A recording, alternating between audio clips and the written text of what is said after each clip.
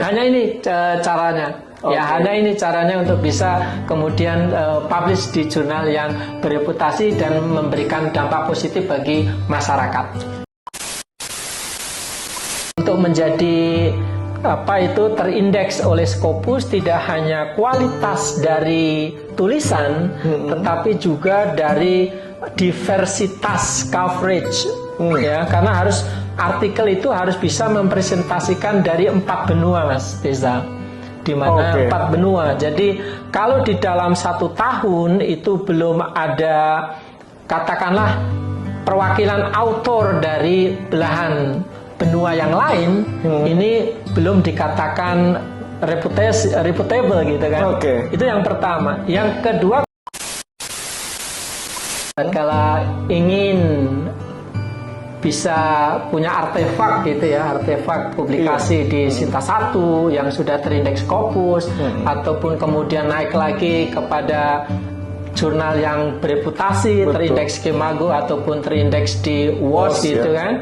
Nah, tentu saja ini sebagai milestone ataupun batu loncatan tatkala sudah publish di Sinta 3, Sinta 2, kemudian kita sudah terbiasa dengan apa yang diminta oleh editor. Apa yang kemudian menjadikan naskah itu di-reject. Apa yang kemudian mendapatkan masukan dari reviewer. Ini bisa menjadi bahan renungan kita, renungan saya misal, itu untuk bisa memberanikan diri, kemudian naik lagi kita submit ke jurnal yang bereputasi. Ini menarik ini kalau ditanya bagaimana untuk bisa menjaga dari Sinta 6 ataupun non Sinta ke Sinta itu ya. Banyak tantangan ya. Ini mungkin bisa juga curhat sekaligus ya sebagai editor gitu kan. Yang pertama, karakteristik dari pengelola jurnal di Indonesia itu, Mas Deza, yang pertama itu berbasis volunteer. Volunteer, tidak ada gaji, tidak ada insentif atau apa gitu kan. Dan cara kerjanya pun setelah perkuliahan selesai, setelah kantor tutup. Jadi kita bekerja ya malam. Ya. Dan tetapi Mas Deza, meskipun kami bekerja volunteer, kami bekerja katakanlah memang tidak ada kantor khusus gitu ya, bahwasanya kantornya itu ya di prodi, kantornya itu ya di ruang dosen, kantor itu ya menyatu dengan gitu kan. Nah, proses review, proses publication itu tidak mengurangi ya kualitas untuk bisa memberikan yang terbaik kepada para pembaca. Nah, gitu dia, Mas Deza. Bahwasanya jurnal kami alhamdulillah itu sudah bekerja sama dengan Asia Call Thailand ya. Kemudian ya betul, dan kami sekarang merambah untuk join review dengan teman-teman kolega dari Universitas University Institute Malaya ya, IUT and Technology of Mara. Kalau sampai melebihi dari 2 author, ini kan kita harus menjaga fairness.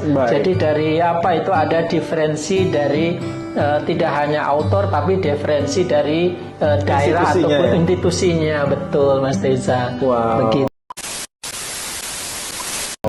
Ketika naskah itu diterima oleh editor, begitu ya, Pak Misdi, apa yang dilakukan oleh seorang editor terhadap naskah tersebut? Nah, ini menarik ini, Mas Deza. Jadi setelah kami menerima naskah, tentu saja ada beberapa hal yang kami laksanakan. Yang pertama adalah editorial review, screening. Jadi apakah naskah itu pertama sesuai dengan scope, sesuai dengan ekspektasi dari jurnal kami. Jadi kalau jurnal kami ini tentang riset pembelajaran bahasa, maka kalau tidak sesuai dengan scope jurnal kami, maka akan kami reject. Ada beberapa ekspektasi yang kami harapkan, dan ini harapan ini general ya, secara umum Mas Deza, semua editor pasti menginginkannya menerima naskah itu. Yang pertama, bahwasanya Pak Misdi. Apa kabar Pak? Alhamdulillah, sangat baik Mas Teza, luar biasa. Mudah-mudahan kita bisa Amin. memberikan tuh diskusi yang bisa menjadi mungkin ya semacam wawasan dan ini ya, Wawasan bagi baru, halayak iya. ya Pak. Insya Allah, mudah-mudahan memberikan wawasan, insights ya, untuk manfaat para, ya. khususnya bagi mahasiswa ya, baik mahasiswa S1 ataupun S2, S3, ya, mungkin S3 kalaupun itu bisa mendapatkan, kenapa tidak gitu, Mas Betul, Teza. Pak. Dan Ya, betul. para akademisi secara umum dan juga masyarakat umum yang memang tertarik dalam dunia penelitian, penulisan, publikasi di jurnal ilmiah, ya Pak ya. Betul. Pak Misdi ini selain sebagai seorang dosen, tentunya Pak Misdi juga punya tugas tambahan Betul, sebagai pengelola jurnal ya Pak. betul. Pengelola jurnal, nama jurnalnya apa Pak? Nama jurnal yang kami kelola, atau lebih tepatnya saya sebagai editor, itu Research and Innovation in Language Learning. Ini dikelola oleh prodi kami, Baik. Pendidikan Bahasa Inggris Universitas Wadai Gunung Jati. Dan lisensinya itu kita mengikut atau menginduk ke lembaga penelitian Research Center di Dan Universitas sekarang sudah Sinta 3 menuju Sinta 2 nih Pak. Sinta 3 menuju Sinta 2, insya Allah ya. Oke, insya Allah, mudah-mudahan ya. Mudah-mudahan, amin. Oke, Pak Misdi ini sekarang ini ya, tahun-tahun belakangan ini betul-betul masyarakat akademis ini apa namanya, bukan dikejutkan, tetapi ya ini memang sudah menjadi semacam dinamika bahwa penulisan dan publikasi ini bukan lagi sesuatu yang bisa ditawar-tawar lagi nih. Ya, betul Mas Teza. Gitu ya. Ya, betul. Karena seiring dengan adanya regulasi di mana dosen tidak hanya ngajar, Betul. dosen tidak hanya pengabdian, tetapi juga ternyata sekarang itu riset sebuah kewajiban dan harus ditutup dengan namanya publikasi. Baik. Begitu Mas Teza. Ya. Oke.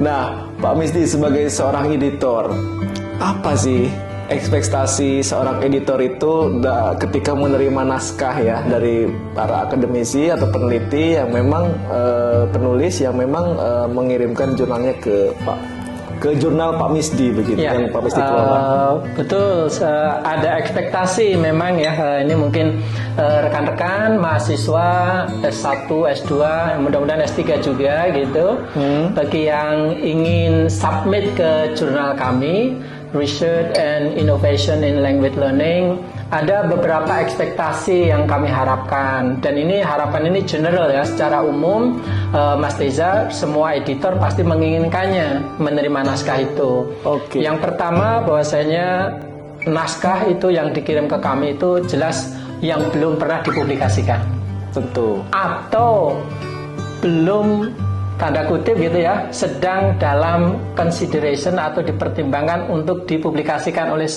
sebuah jurnal lain gitu ya. Kalau sudah masuk review itu mohon tidak disubmit.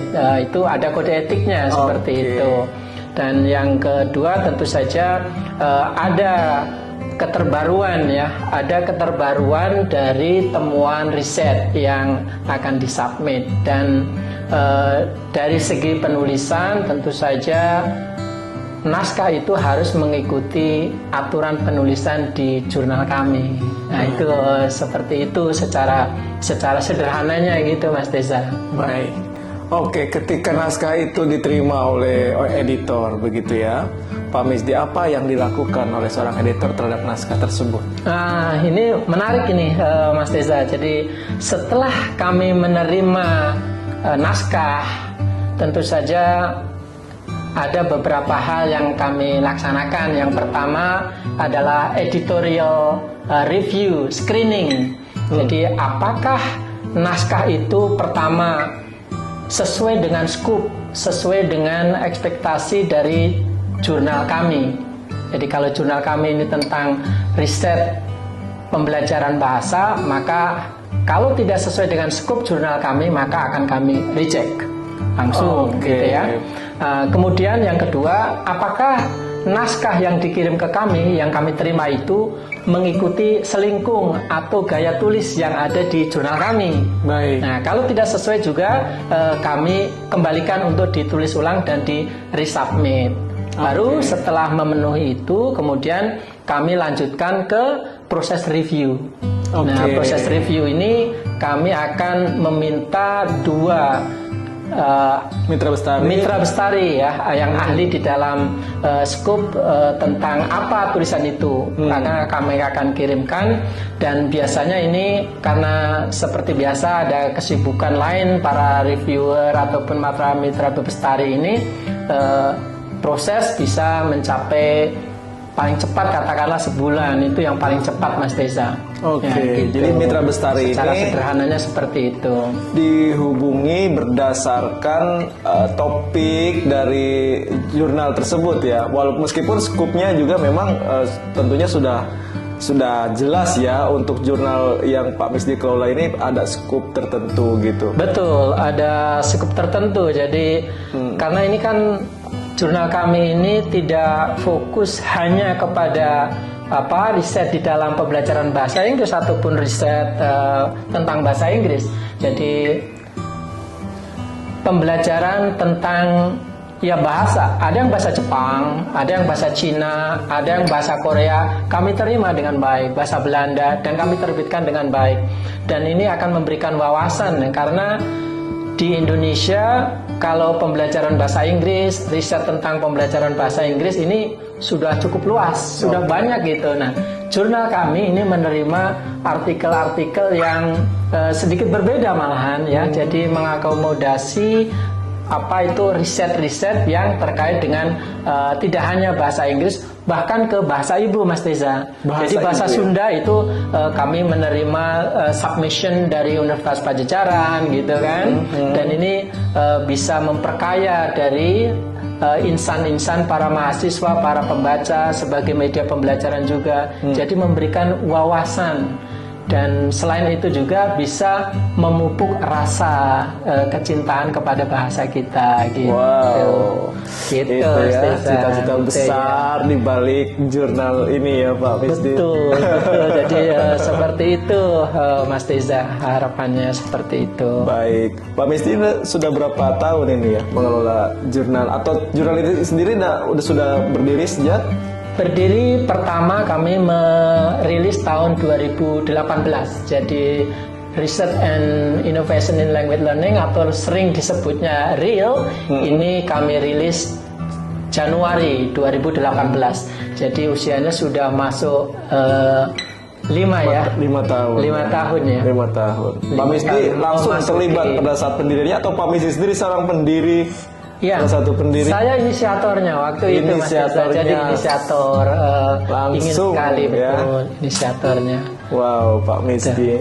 Pak Misdi kenapa begitu tertarik untuk juga mendirikan atau ya membangun wadah begitu ya seperti ini?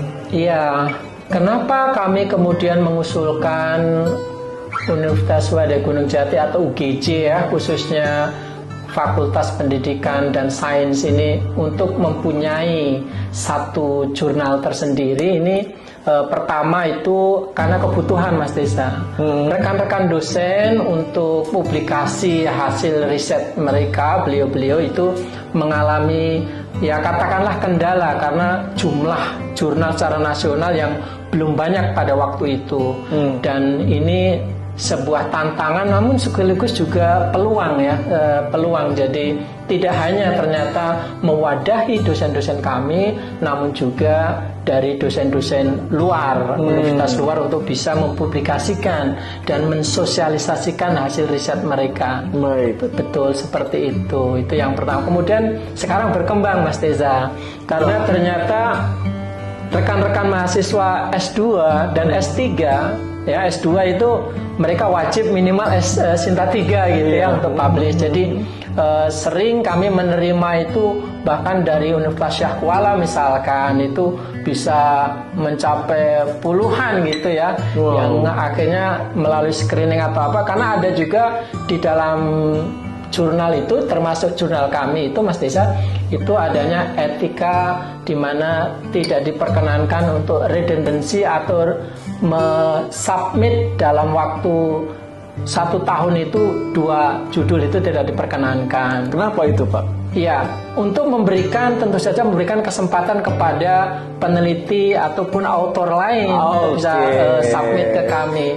Termasuk juga misalkan dari Universitas Syahkuala, kok tahun ini kok ada lagi, tahun besok ada lagi. Nah ini kalau sampai melebihi dari 2 autor, ini kan kita harus menjaga fairness. Baik. Jadi dari apa itu ada diferensi dari tidak hanya autor tapi diferensi dari daerah ataupun institusinya. Betul Mas Teza. Wow, begitu ya. Iya.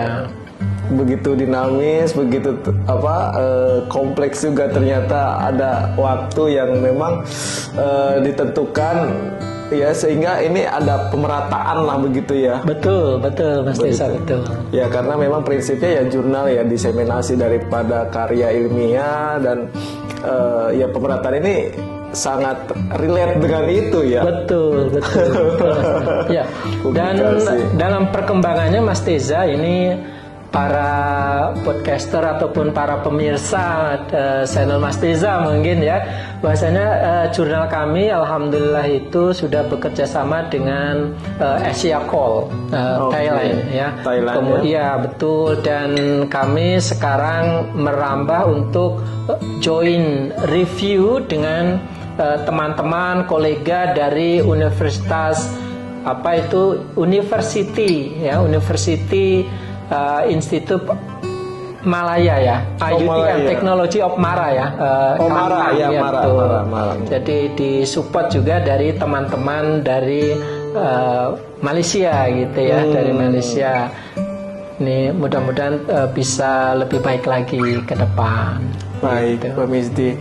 Oke, Pak Misdi, tadi dari sisi naskah yang diterima. Nah, mungkin untuk para pengelola jurnal juga ini Pak Misdi, mungkin ya diantara kita ada yang masih baru, ada yang masih di Q6 atau apa? Sinta 6 atau Sinta 5. Bagaimana nih agar mengelola jurnal ini ada terus signifikan begitu? Ini menarik ini kalau ditanya bagaimana untuk bisa menjaga dari Sinta 6 ataupun non Sinta ke Sinta itu ya. Banyak tantangan ya. Ini mungkin bisa juga curhat sekaligus ya sebagai editor gitu kan. Yang pertama, karakteristik dari pengelola jurnal di Indonesia itu Mas Teza, yang pertama itu berbasis volunteer. Baik. Volunteer, tidak ada gaji, tidak ada insentif atau apa gitu kan. Dan cara kerjanya pun setelah perkuliahan selesai, setelah kantor tutup. Jadi kita bekerja ya malam. Waduh. Ya, dan sering harus mengeluarkan apa ya? Ya, karena untuk kebutuhan ya proses bisnis itu hampir ya, saya katakan 90% kalau jurnal itu diterbitkan oleh sebuah universitas itu jarang yang langsung masuk ke dalam, katakanlah itu ada pembiayaan dari kampus. Mungkin hanya kampus-kampus besar yang bisa, kemudian semua ada pembiayaan, ada insentif, bahkan ada kantornya. Nah gitu, ini sangat swadaya ya, sangat swadaya sekali. Betul, dengan pas dengan swadaya Gunung Jati. Tetapi Mas Teza, meskipun kami bekerja volunteer, kami bekerja katakanlah memang tidak ada kantor khusus gitu ya, bahwasanya kantornya itu ya di prodi, kantornya itu ya di ruang dosen, kantor itu ya menyatu dengan ya gitu kan. Nah, proses review, proses publication itu tidak mengurangi ya kualitas untuk bisa memberikan yang terbaik kepada para pembaca. Nah, itu gitu, dia ya. Mas Desa. Mantapnya tuh di situ loh teman-teman ya. Jadi meskipun ya tadi ya, bahkan mitra besarnya pun ya apalagi ya Pak. Apalagi namanya mitra besar ya. Jadi dari awal sudah katakanlah saat beliau itu melamar sebagai mitra Bebestari sudah membaca bahwasanya ini berbasis volunteer gitu kan. Jadi Yang penting itu sekarang ini apalagi ada regulasi tatkala ingin jadi profesorship, maka dosen di samping lulusan doktor, salah satu syarat yang bisa dipakai adalah beliau-beliau itu menjadi reviewer di salah satu atau dua jurnal yang bereputasi. Nah, ini menjadi langkah awal sebagai milestone bagaimana nanti mengantarkan calon professorship. Nah, gitu. Meskipun tadi ya dalam tanda kutip secara materi ya begitu adanya, tetapi tetap ada benefit ya, ada reward yang betul ada ya, ya di bagian itunya, sehingga ya itu sangat membantu ya, betul, dan bahkan harus gitu ya, karena sebagai dosen, sebagai saintis, peneliti, maka rekognisi inilah, pengakuan inilah untuk profesorship ini ya, betul, untuk mengakses jabatan tertinggi dalam akademik ini, dunia akademisi, betul, seorang guru besar ya. Oke, Pak Misdi, mungkin selain itu ada lagi yang bisa dibagi pemirsa yang memang saat ini masih kesulitan ketika mengelola jurnal, atau tantangan-tantangan apa sih yang kira-kiranya Pak Misdi juga pernah temui dan Pak Misdi dapatkan jawabannya begitu? Iya, salah satu yang dihadapi oleh teman-teman atau kami saat awal-awal merilis merintis jurnal ini itu adalah masalah naskah yang berkualitas. Wow. Nah, naskah yang berkualitas ini di awal-awal karena kita masih belum Sinta atau masih Sinta 4 atau masih Sinta 6, ini tentu saja kurang dilirik oleh mahasiswa doktor. Kurang dilirik oleh para katakanlah lektor kepala di universitas atau para dosen dari universitas negeri, misalkan dari Makassar, UGM, dari Unpad misalkan. Nah, ini salah satu strateginya adalah join komunitas, Mas Deza.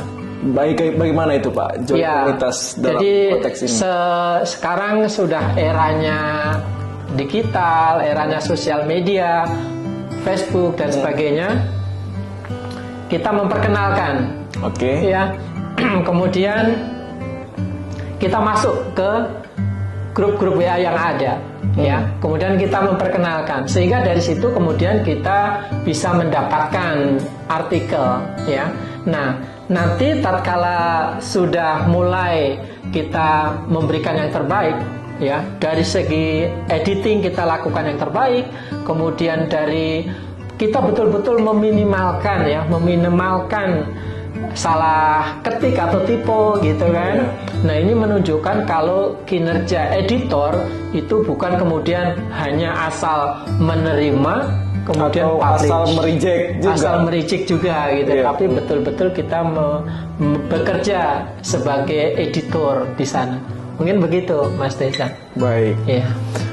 Oke, Pak Misdi, itu bagi teman-teman sebagai pengelola jurnal ya. Nah, ini bagaimana tips barangkali untuk teman-teman juga yang sedang berjuang untuk dapat publikasi di jurnal yang saat ini sudah terindeks Sinta 3, ataupun bagaimana untuk juga publikasi di jurnal Sinta 2, Sinta 1, bahkan mungkin di jurnal internasional bereputasi lainnya, begitu Pak Misdi? Iya, ini terkait dengan ekspektasi berarti ya, Mas Teza ya, bahwasanya tatkala semua dosen termasuk saya sendiri gitu, tatkala ingin bisa punya artefak gitu ya, artefak publikasi di Sinta 1 yang sudah terindeks Scopus, ataupun kemudian naik lagi kepada jurnal yang bereputasi, terindeks Imago ataupun terindeks di WOS gitu kan. Nah, tentu saja ini sebagai milestone ataupun batu loncatan tatkala sudah publish di Sinta 3, Sinta 2, kemudian kita sudah terbiasa dengan apa yang diminta oleh editor. Apa yang kemudian menjadikan naskah itu di reject. Apa yang kemudian mendapatkan masukan dari reviewer. Ini bisa menjadi bahan renungan kita, renungan saya misal, itu untuk bisa memberanikan diri, kemudian naik lagi kita submit ke jurnal yang bereputasi. Dari sana mungkin arahnya Mas Teza. Ini mudah-mudahan kami juga lambat laun ini ya, cepat atau lambat kami juga ingin gitu kan segera masuk ke Sinta 2 bahkan terindeks Scopus gitu ya. Meskipun itu tidak mudah juga ke terindeks Scopus gitu yang sangat ketat evaluasinya gitu ya.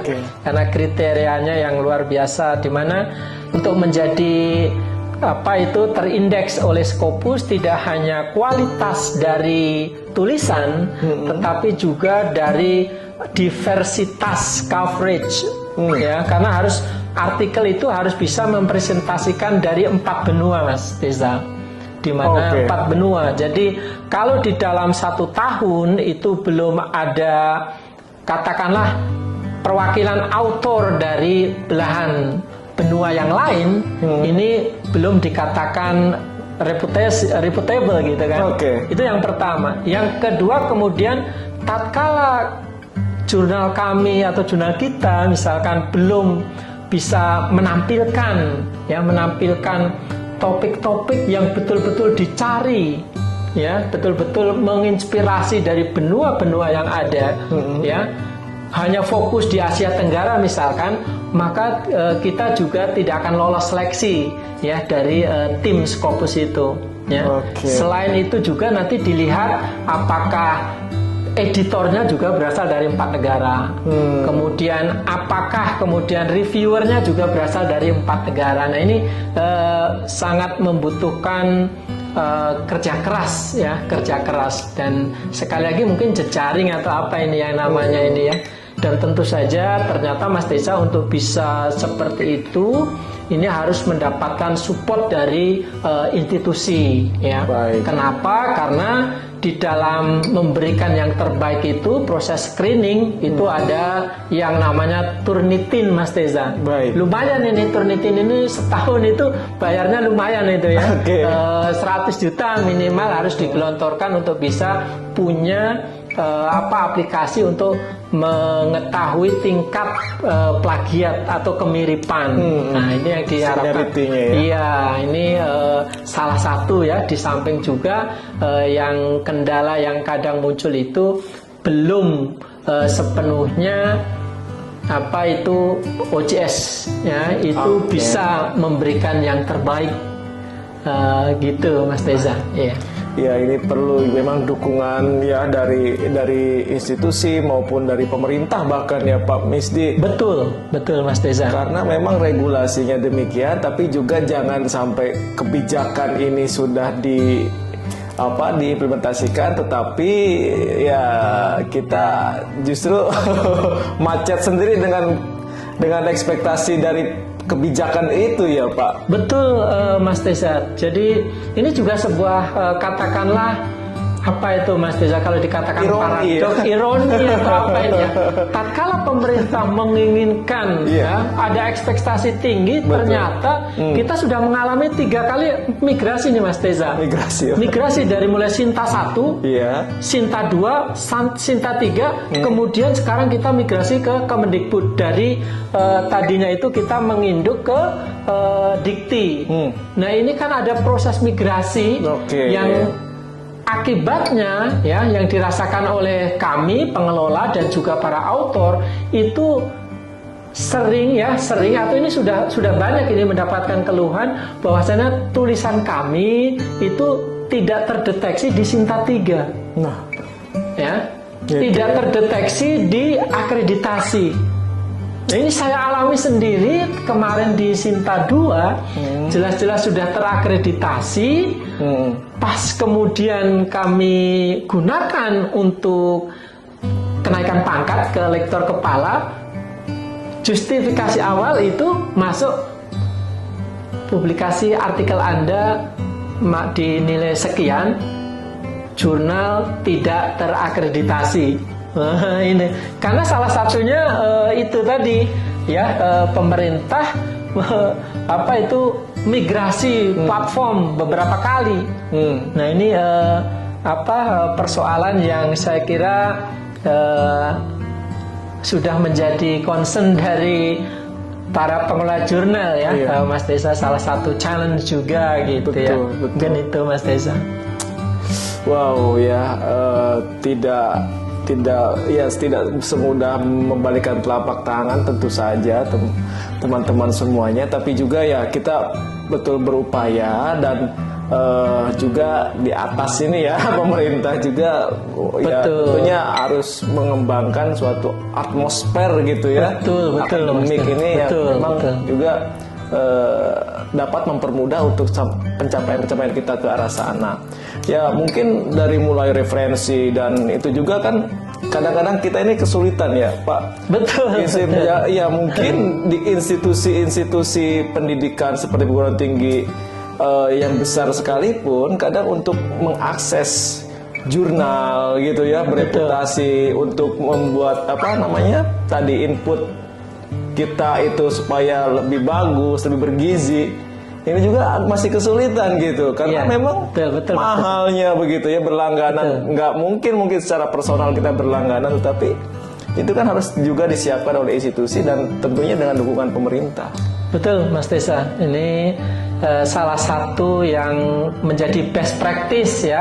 Mungkin para author ini sekali lagi Mas Desa, pentingnya punya jejaring itu perlunya kita punya grup gitu ya. Dan alhamdulillah ini salah satu berkah ya, barokallah kepada suhu kita gitu Pak Handoyo gitu ya, Prof Handoyo yang memberikan kesempatan kepada saya khususnya sebagai editor itu. Terima kasih Pak Handoyo, Prof Han sudah memberikan kesempatan untuk berguru sehingga di dalam pengelolaan jurnal REAL ini, Research and Innovation in Language Learning ini mendapatkan dampak positif Mas Desa.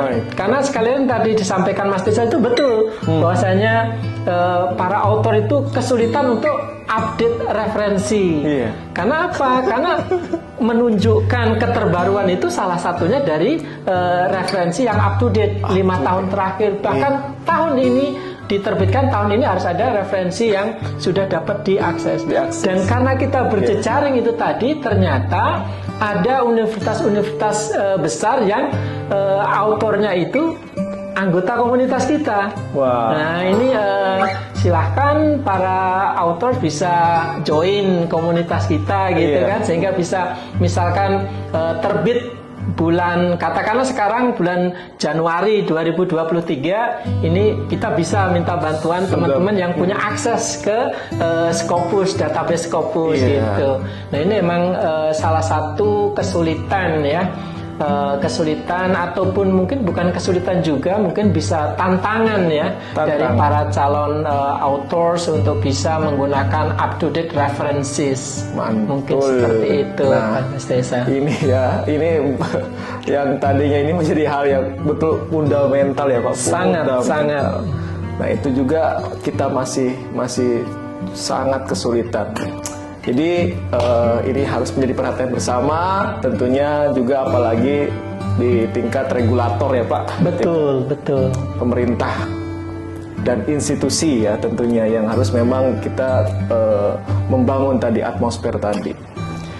Baik Pak Misdi, sebagai penutup mungkin apalagi yang bisa menjadi pemantik agar para penulis di Indonesia ini juga punya semangat dan gairah untuk terus berkarya.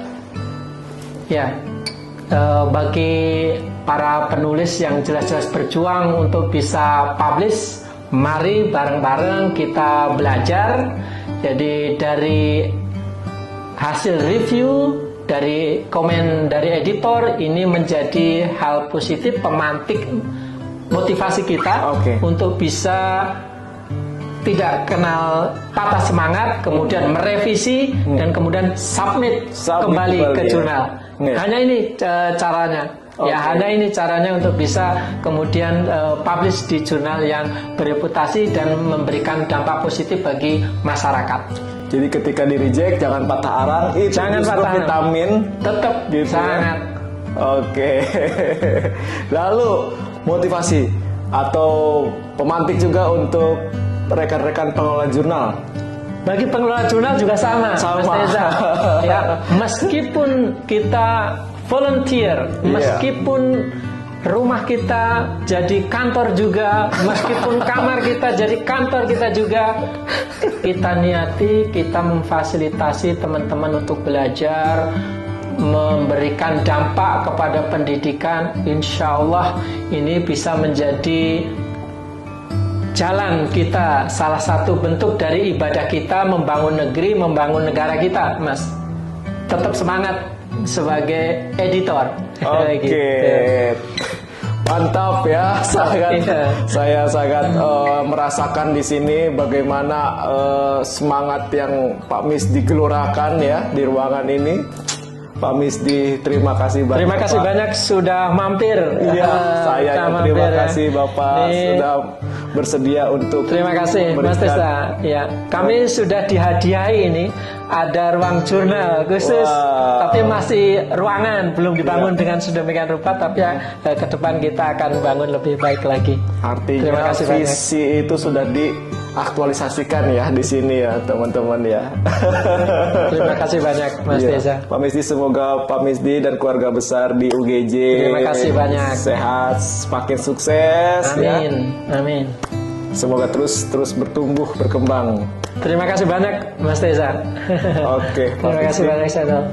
Ya, sekian teman-teman semuanya perbincangan saya dengan Pak Misdi di Andaru Media. Topik apa yang kira-kira perlu seputar penulisan penelitian karya ilmiah dan bagaimana proses dalam studi misalkan di pasca, di S1 maupun di program doktoral.